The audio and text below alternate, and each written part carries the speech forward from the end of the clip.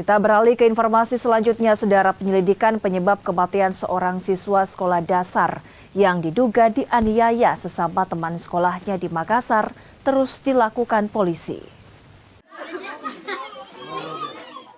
Penyelidikan penyebab kematian seorang siswa SD yang diduga dianiaya oleh rekannya terus dilakukan.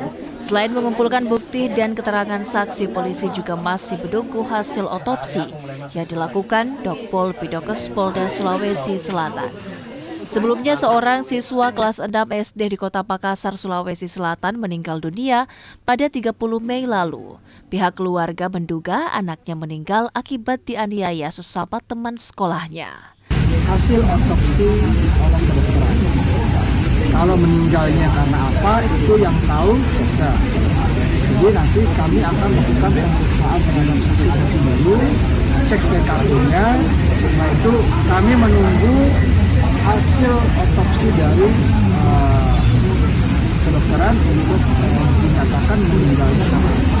Lalu nanti kita bisa bicara tentang otopsinya berapa lama baru bisa dibuat? Otopsi sudah selesai, tetapi hasilnya kita masih tunggu.